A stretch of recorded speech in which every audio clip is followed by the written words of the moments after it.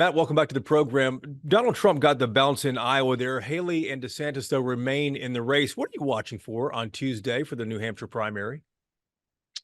Well, all eyes are on Nikki Haley. I mean, she needs to find a place where she can win, or she can change this race fundamentally.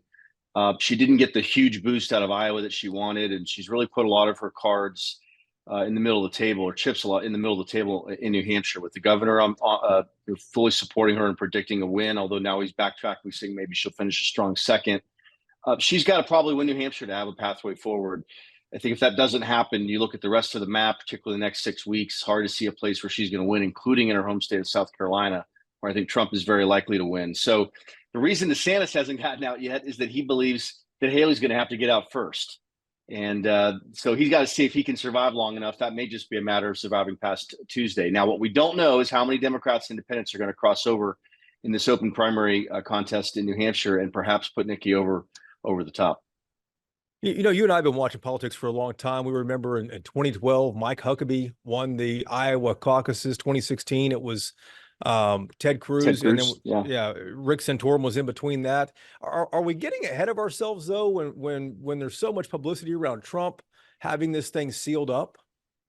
Well, I mean, what's so different here is you have a former president of the United States seeking the nomination again. I mean, it's extremely rare in American history. So he's such a dominant figure in the party that I don't know that recent elections provide a model or a comparison that's really all that fair. It is true historically that Iowa has not been a very good predictor of who our nominee is going to be, but it has been a state that narrows the field considerably down to 2 or 3 people. New Hampshire's had a more predictive quality to it in terms of picking our nominee in recent years. It's always good to follow the money on these situations. After Iowa, ahead of New Hampshire here, where does the money go from big donors? Yeah, it's interesting. I mean, the Trump team is putting a lot of pressure on people that haven't gotten on board. I think they have an event coming up in a few weeks in Mar-a-Lago and West Palm Beach that they're kind of saying this is the last chance. So this is one of the problems I think the Haley and DeSantis campaigns are going to have, particularly the DeSantis campaign, is if they can't bring in new money without establishing a pathway to be in the nominee, it's going to be hard for them to continue. Super Tuesday on March 5th has a large number of states, including Texas, all of which are very expensive. March 19th, you have Florida and Ohio. So, these folks are trying to live through New Hampshire, through Nevada, through South Carolina to see if they can get into a head-to-head matchup with Trump. Even still, there's a 90 or 95% chance, I think, at this point that Trump will be the nominee. Does Haley and DeSantis, do they survive to Super Tuesday?